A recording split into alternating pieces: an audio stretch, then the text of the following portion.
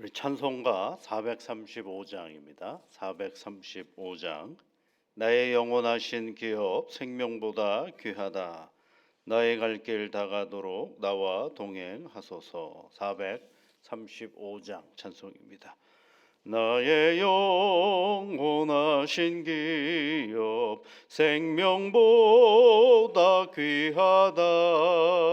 나의 갈 길 나가도록 나와 동행하소서. 주께로 가까이 주께로 가오니 나의 갈 길 나가도록 나와 동행하소서. 세상 부귀 안일함과 모든 명예 버리고 험한 길을 가는 동안 나와 동행하소서. 주께로 가까이 주께로 가오니 나의 갈 길 나가도록 나와 동행하소서. 어두운 골짝 지나가며 험한 바다 건너서 천국 문에 이르도록 나와 동행하소서. 주께로 가까이 주께로 가오니 나의 갈 길 나가도록 나와 동행하소서.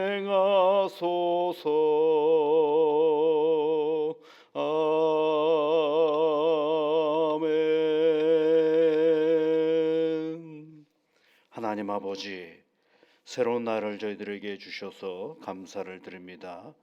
오늘도 하나님을 의지하며 이 땅의 삶을 살아갈 때에 주의 성령께서 길이 되어 주옵시고 우리에게 명철함과 지혜와 능력과 용기를 주셔서 우리에게 맡겨진 인생의 본분들을 넉넉히 잘 감당하며 살아갈 수 있도록 인도하여 주시옵소서.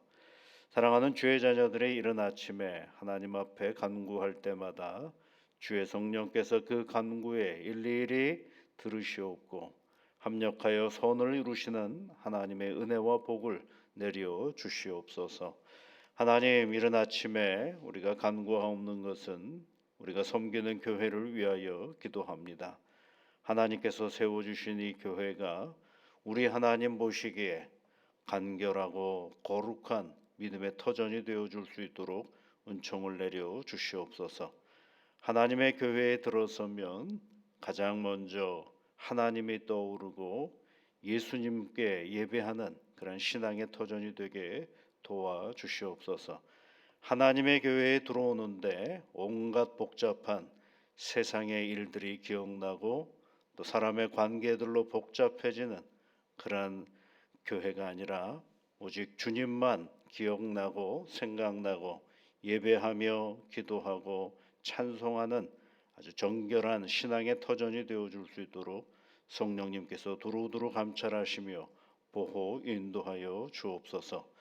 복음을 전하고 또 선교하는 일, 구제하는 일, 하나님의 영광을 드러내는 일에 최선을 다하는 교회가 되어줄 수 있도록 은총을 내려 주옵시고 이 교회에 속해 있는 모든 믿음의 지체들을 하나님께서 영육간의 강건함으로 붙잡아 주시사 오늘도 이 믿음의 길을 걸어가면서 수고하고 애쓰는 삶의 터전들 가운데 하나님의 복으로 늘 채워 주시사 하나님 때문에 웃음 많은 태능교회 모든 지체들이 되어줄 수 있도록 은총을 내려 주시옵소서.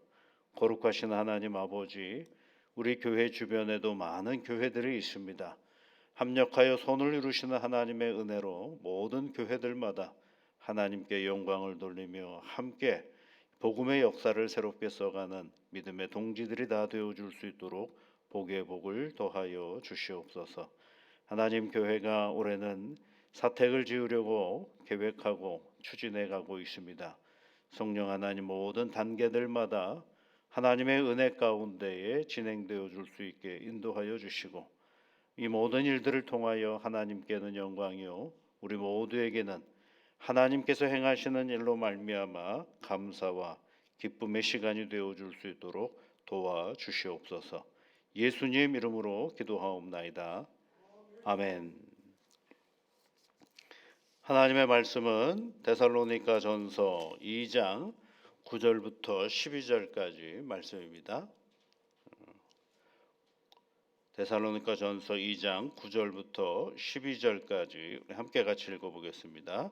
형제들아, 우리의 수고와 애쓴 것을 너희가 기억하리니 너희 아무에게도 폐를 끼치지 아니하려고 밤낮으로 일하면서 너희에게 하나님의 복음을 전하였노라. 우리가 너희 믿는 자들을 향하여 어떻게 거룩하고 옳고 흠없이 행하였는지에 대하여 너희가 증인이요 하나님도 그러하시도다. 너희도 아는 바와 같이 우리가 너희 각 사람에게 아버지가 자기 자녀에게 하듯 권면하고 위로하고 경계하노니, 이는 너희를 부르사 자기 나라와 영광에 이르게 하시는 하나님께 합당히 행하게 하려 함이라. 아멘. 사도 바울이 복음을 전하는 하나의 데살로니가 교인들에게 복음을 전할 때 대하였던 어떤 태도를 얘기를 하는 것입니다. 여러분, 복음을 전할 때는요, 신앙의 우리의 내용을 전할 때는 태도가 굉장히 중요합니다. 내가 옳고 내가 분명하며, 그리고 내가 반드시 누군가가 예수를 믿기를 바라는 마음이 있다고 한다면 다른 것보다도 상대방에게 좋은 태도를 보여주어야 할 필요가 있는 것입니다. 그 좋은 태도라는 게 뭐냐면, 앞서 얘기했던 1장 2장에 보면 2장에 5절에 있는 말씀에 보면 5절과 4절 또 이런 내용을 보면 사람을 기쁘게 하려 함이 아니라라고 얘기를 하고 있죠. 그러니까 누군가를 하나님의 말씀을 전하려고 할 때 그 사람을 내가 이런 말을 하면 그 사람이 잘 들을 거야라는 생각을 가지고 말하면 안 된다라는 것입니다. 내가 이 복음을 전할 때 그 사람이 기뻐할 거야라고 생각하면요, 오히려 무슨 일이 벌어지기 시작하냐면 내가 할 말과 하지 말아야 될 말들을 구별하지를 못하게 되어버릴 때가 많습니다. 그러다 보면 뭐예요? 내가 복음 전하는 어떤 논리를 만들어내기 위해서 아무 말 잔치를 해버리고 마는 것입니다. 그러다가 누가 헷갈리기 시작하자면 자기 자신이 헷갈려 버리고 말아요. 그래서 제일 중요한 건 뭐냐면, 복음을 전할 때 그 태도가 참 중요한 것인데, 그 사람들에게 내가 예수 믿는다라는 복음을 전할 때 복음의 내용도 굉장히 중요하지만 그 복음을 믿고 살아가는 사람의 어떤 태도가 상대방에게 가장 먼저 전달되어지기 때문에 그렇습니다. 그래서 여러분, 12절에 있는 끝에 있는 말씀에 보면 하나님께 합당히 행하게 하려 함이라 그렇죠. 합당하게 행하게 하려 함이라. 하나님께 합당히 행하게 하려 함이라. 합당이라는 말이 뭘까요? 합당히. 그러니까 하나님에게 딱 맞는, 하나님이 좋아하시는 그런 뜻을 가지고 있는 말입니다. 너희를 부르셔서 하나님께 합당히 행하게 하려고 뭐 하는 거예요? 복음을 전하는 겁니다. 사도 바울이 내 말을 잘 들으면 하나님께 은혜를 받는다, 그 얘기를 하려고 하는 것이 아니라 내가 복음을 전함으로 말미암아서 너희들이 하나님께 합당한 사람이 되기를 바란다라는 것이 사도 바울의 가장 큰 전도, 복음을 전하는 이 목적인 것입니다. 그럼 어떤 태도를 가지고 있었느냐? 크게 두 가지 태도를 가지고 있었습니다. 첫 번째는 뭐냐면 9절에 있는 말씀에 보면 너희 아무에게도 폐를 끼치지 아니하려고 밤낮으로 일하면서 이렇게 돼 있죠. 밤낮으로 일하였다. 이게 무슨 얘기냐면요. 복음을 전하는 사도 바울이 복음을 받아들이는 사람들보다 우월감에 휩싸이지 않았다. 그 얘기입니다. 우리는 잘못하면은요. 나는 진리를 알고 너는 진리를 모르고 나는 진리를 전하는 사람, 너는 진리를 받는 사람. 이러다 보니까 복음 전하는 사람들이 뭐라고 생각하냐면 자기가 우월감을 가지고 있다라고 생각을 하는 거죠. 이제 그건 절대로 맞지 않는 태도인 것입니다. 왜 우월감이 우리에게는 필요 없느냐 하면 하나님은 우리를 우월감을 갖게 하려고 우리가 하나님의 자녀로 삼고 누군가에게 복음을 전하라고 하는 것이 결코 아닌 것입니다. 아무에게도 폐를 끼치지 아니하고 밤낮 일하였다라는 것이 뭐냐면 그들에게 경제적인 짐을 지우지 않았다라는 것입니다. 사도 바울이 여러분 그의 직업이 있죠. 그 직업이 뭐냐면 장막을 만드는 사람이 직업이었어요. 그러니까 자기가 정말 하나님의 말씀을 전하기 때문에 내가 하는 일 앞에 당신들이 이렇게 저렇게 나를 도우라라고 하는 건 말이 되지 않는 것입니다. 그러니까 자기의 하나님을 향한 마음을 가지고 누군가에게 그 일들을 잘 감당하도록 하는 것인데 아무에게도 폐를 끼치지 아니하려고 밤낮으로 일하였다. 이 얘기를 해주고 있는 것입니다. 여러분 우리가 신앙의 길을 걸어가면서요. 누군가에게 폐를 끼치지 않는 일은 참 중요한 일인 것입니다. 여기서 말하는 폐는 다른 것보다 아주 구체적으로는 경제적인 짐을 지우지 않는 것을 얘기해요. 누군가에게 경제적인 짐을 지우지 않는 것을 얘기하는 것입니다. 그 얘기는 다른 말로 말하면 복음을 잘 믿고 복음을 전하는 사람은 이 있어서 가장 중요한 것은 자기 생활을 잘 책임질 줄 아는 사람이 되어야 한다라는 것입니다. 여러분 우리는 자기 생활을 잘 책임지는 것을 뭐라고 생각하냐면 자기 삶을 이끌어가는 거라고 생각하고 믿음 생활이라고 생각하지 않을 때가 많은데요. 아닙니다. 내게 주어진 삶의 여건들을 개발하고 진보하게 만들고 성실히 자기의 자산을 늘리고 그리고 자기의 삶을 살아가는 건 가장 믿음의 기초적인 그런 태도인 것입니다. 생활을 버리고 아닙니다, 여러분. 생활을 잘 유지해가는 것들이 우리 신앙의 가장 기본적인 태도인 것을 결코 잊지 말아야 되는 것입니다. 그래서 여러분 자본주의가 어디에서 나왔느냐 하면 기독교 정신에서 나왔어요. 그래서 열심히 일을 하고 수고하고 그러면서 뭐 하는 거예요? 복음을 전하고 삶으로 복음이 드러나도록 만들어가는 역할 그것이 바로 뭐예요? 신앙의 가장 기본적인 태도라는 것을 잊지 말아야 되는 것입니다. 그래서 주변에 여러분 나는 하나님을 잘 믿기 때문에 다른 게 필요 없다라고 다른 사람에게 생각하면서 다른 사람에게 경제적인 짐이 된다라고 그러면 그거는 우리 기독교 신앙하고 너무너무 다른 것입니다. 오히려 잘 우선적인 것은 뭐냐면 자기 삶의 자리를 잘 건사하는 것이 무엇보다도 참 중요한 일인 것입니다. 제가 예전에 그런 말씀 드렸잖아요.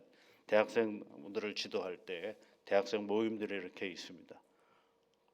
그러면 이제 거기에 이제 대학을 졸업하고 직장 다니던 친구들이 직장 생활을 하면서 그 모임 참여하려고 직장 생활에서 그 모임 아직 퇴근 할 시간도 안 되는데 미리 나오기도 하고 시간에 맞추려고 할 때마다 제가 했던 얘기가 있어요. 그건 뭐냐면 네가 없어도 교회는 돌아가는데 직장에서 네가 있어야 되는 자리라면 그 직장을 잘 지키는 게 그게 가장 좋은 신앙의 자리다라는 것입니다.